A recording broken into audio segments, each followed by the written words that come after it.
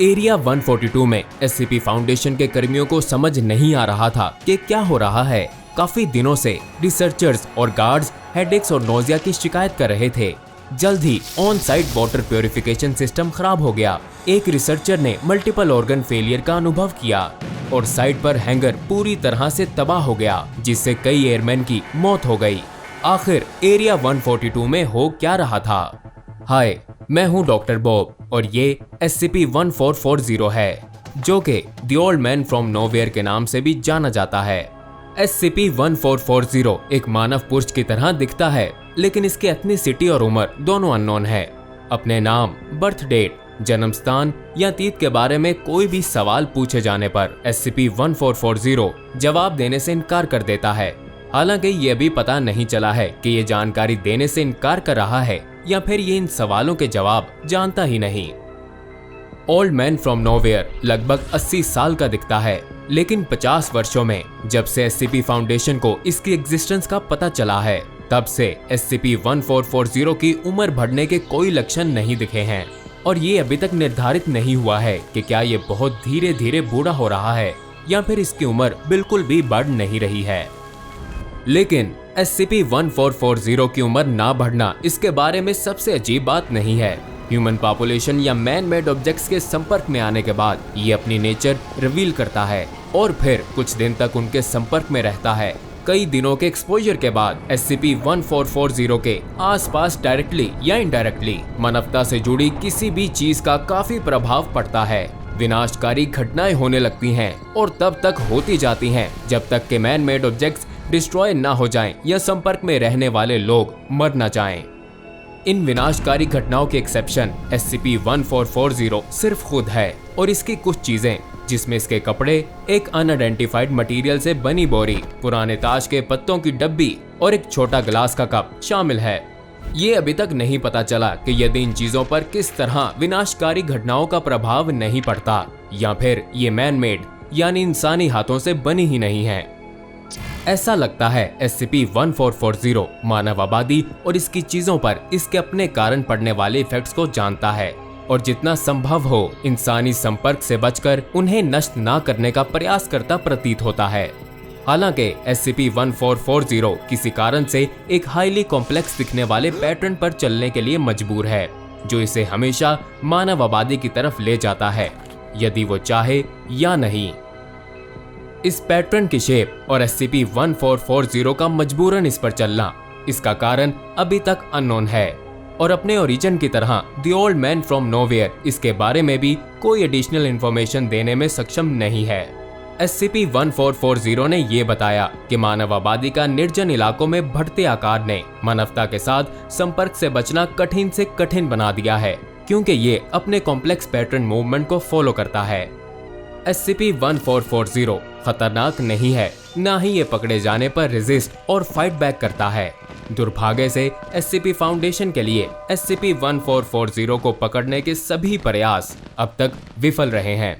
SCP-1440 को पकड़ने की कोशिशों के कारण कई कर्मियों की मौत हुई और फाउंडेशन का बहुत नुकसान उन विनाशकारी इफेक्ट्स के कारण हो चुका है जो इसका पीछा करते हैं। The old man from nowhere पहली बार SCP फाउंडेशन के ध्यान में तब आया जब SCP-1440 ने खुद एक फाउंडेशन रिसर्चर से संपर्क किया जो काम पर जा रही थी। SCP-1440 किसी तरह जानता था कि ये रिसर्चर फाउंडेशन के लिए काम करती है और इसीलिए उसने सहायता मांगी। जब रिसर्चर ने पूछा कि वो किस प्रकार की सहायता चाहता है, तो उसने बताया कि उसे आशा है कि फाउंडेशन इसे नष्ट करने में सक्षम होगी। आगे की पूछताछ के लिए इसे SCP फाउंडेशन साइट पर लाया गया, जहां पर पहली बार विनाशकारी प्रभाव देखे गए। पूरी साइट नष्ट हो गई, कई साइट कर्मियों की मौत हो गई, साथ ही साथ 6 सुरक्षित और यूक्लिड लेवल के SCP ऑब्जेक्ट्स भी नष्ट हो गए। अब तक SCP-1440 को पकड़ने की सभी अटेम्प्ट्स का नतीजा विनाशकारी घटनाओं के रूप में ही हुआ है। SCP-1440 SCP फाउंडेशन को उसे पकड़ने की कोशिशों का विरोध नहीं करता है। फाउंडेशन द्वारा इस तरह के चौथे प्रयास के दौरान SCP-1440 को एरिया 142 में लाया गया।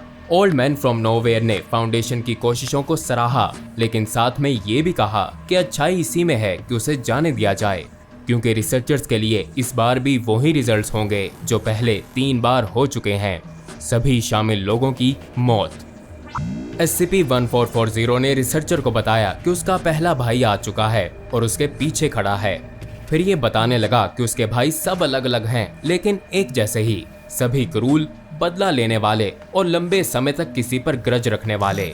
यही SCP-1440 के दुर्भाग्य का कारण है और जो भी उसके संपर्क में आता है उनके भी। इसके बाद उसने रिसर्चर को बताया कि उसका दूसरा भाई भी आ गया है और अब समय कम है। अगर उसे जल्द छोड़ा ना गया तो विनाश शुरू हो जाएगा। रिसर्चर ने तीसरे भाई के बारे में पूछा और सवाल किया कि अब उनके पास कितना समय बचा है यदि तीसरा भाई अभी तक नहीं आया। SCP-1440 ने बताया कि तीसरा, जो कि सबसे जालिम है, कभी नहीं आता और ये वास्तव में अंतिम भाई का जाहिर होना ही ओल्ड मैन फ्रॉम नोवेयर को मुक्त करेगा।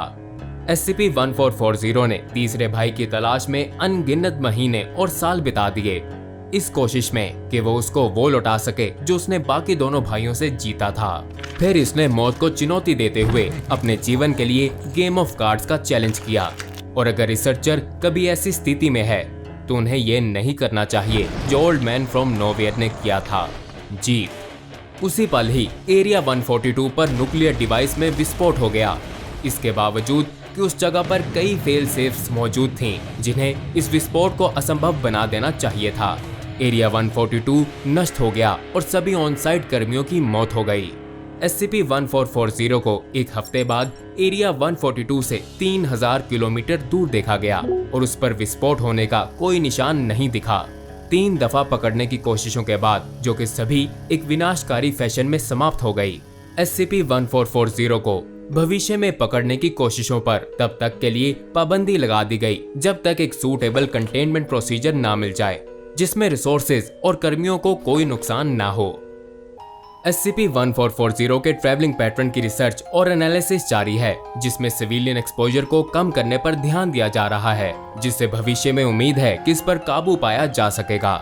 दुर्भाग्य से SCP-1440 की लोकेशन इस वक्त अननोन है और इसे एक ऑब्जेक्ट क्लास दिया गया है जिसका नाम है कैटर।